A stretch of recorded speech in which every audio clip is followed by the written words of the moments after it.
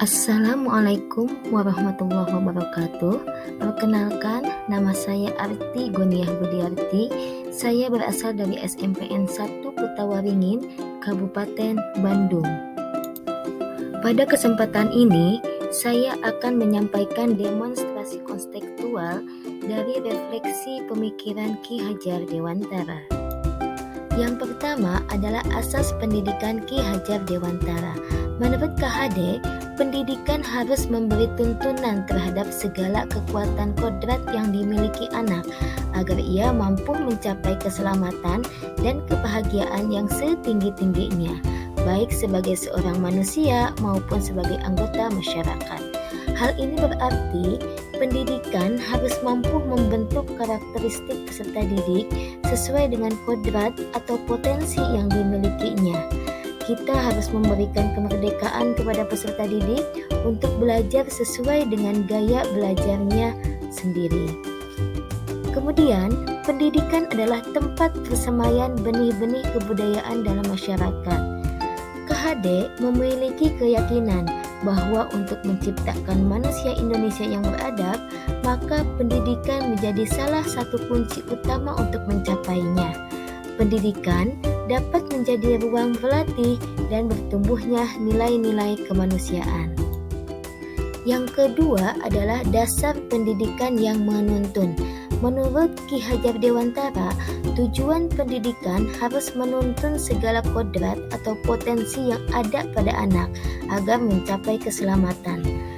Hal ini berarti bahwa pendidik harus dapat membimbing, mengarahkan dan menuntun peserta didik sesuai dengan potensi yang dimilikinya supaya lebih berkembang lagi. Lalu, kita juga sebagai pendidik tidak boleh memaksakan kehendak kita agar peserta didik mau mengikuti apa yang kita inginkan. Namun sebaliknya, pendidik harus menciptakan pembelajaran yang disesuaikan dengan kebutuhan dan gaya belajar peserta didik. Menurut Ki Hajar Dewantara, pendidik diibaratkan sebagai petani dan murid diumpamakan sebagai benih tanaman. Bila benih tanaman ditempatkan di tanah yang subur dengan mendapatkan sinar matahari dan pengairan yang baik, maka meskipun benih tanaman itu merupakan benih yang kurang baik kualitasnya, maka benih itu dapat tumbuh dengan baik karena perhatian dan perawatan dari petani. Hal ini berarti bahwa pendidik harus memberikan pelayanan pendidikan yang sebaik-baiknya kepada siswa melalui metode, model, dan media pembelajaran yang mampu menciptakan pembelajaran yang menyenangkan bagi siswa, sehingga terbentuk peserta didik yang berkompeten sesuai dengan potensinya. Dalam konteks pendidikan yang menuntun, seorang pendidik harus menjadi among melalui 3 semboyan KHD, yaitu 1. Ing ngarso sung tulodo, di depan memberi contoh. Artinya, kita sebagai pendidik harus dapat memberikan contoh yang baik bagi peserta didiknya. Yang kedua, ing madia mangun karsa, di tengah memberi semangat. Artinya, pendidik harus senantiasa memberikan semangat dan motivasi bagi peserta didik sehingga peserta didik dapat belajar dengan nyaman dan menyenangkan. Yang ketiga adalah tut uri handayani, di belakang memberi dorongan. Hal ini berarti bahwa pendidik harus mampu memberikan dorongan dan menuntun potensi peserta didik untuk dapat berkembang dengan baik sehingga menjadi manusia seutuhnya. Pemikiran KHD yang ketiga adalah kodrat alam dan kodrat zaman. Kodrat alam adalah pendidikan harus disesuaikan dengan lingkungan tempat peserta didik itu berada. Artinya, pendidikan harus memperhatikan sosiokultural dan kearifan lokal daerah lingkungan peserta didik itu berada. Sedangkan kodrat zaman artinya pendidikan harus menyesuaikan dengan perkembangan zaman.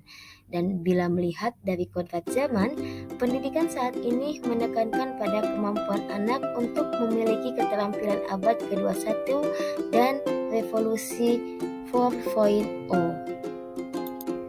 Pendidikan terus berubah atau bergerak sesuai dengan kodrat zaman bahwa pendidikan itu harus terus bergerak. diibaratkan sebuah tata surya di mana terdapat planet-planet yang terus bergerak dari waktu ke waktu pada orbitnya. Dan jika planet berhenti, maka akan terjadi kekacauan. Kemudian kita lihat bahwa antara planet yang satu dengan planet yang lainnya tidak akan sama. Planet memiliki karakteristik masing-masing. Misalnya, Merkurius bergerak dengan cepat, sedangkan Jupiter bergerak dengan lambat. Hal ini juga dapat dilihat dari peserta didik yang kita hadapi.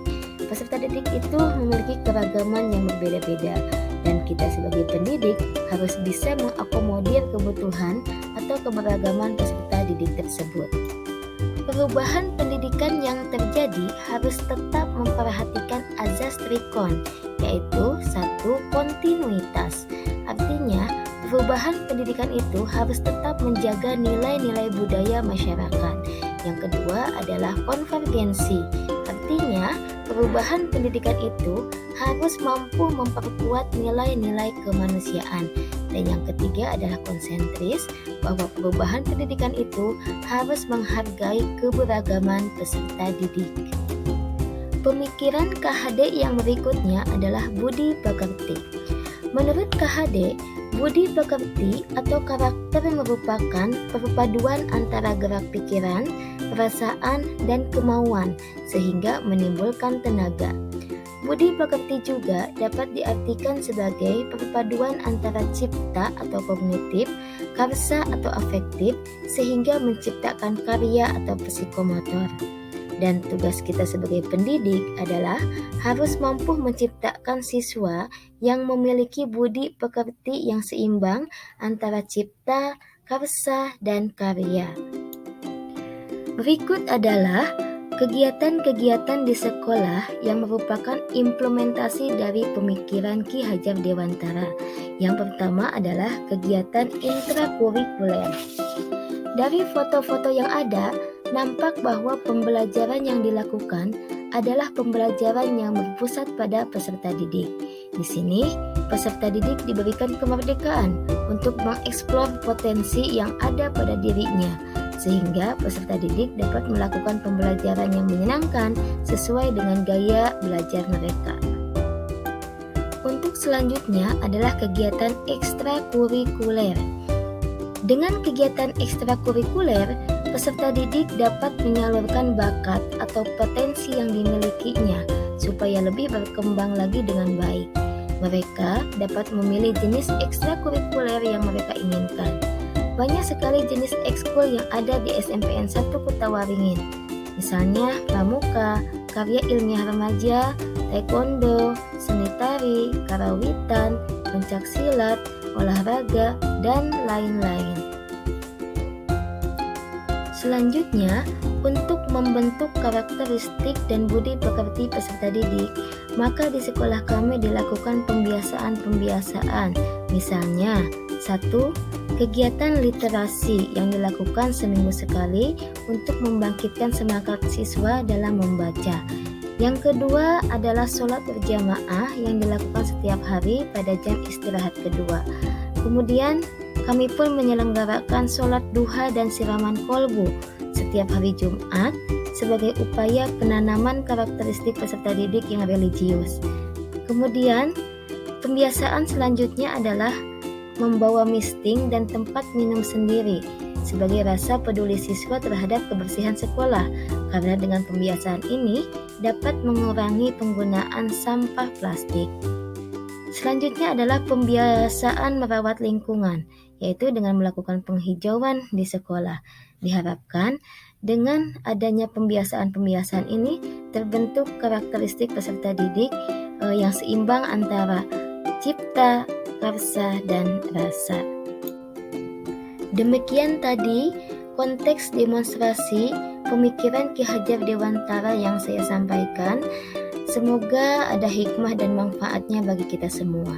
Wassalamualaikum warahmatullahi wabarakatuh.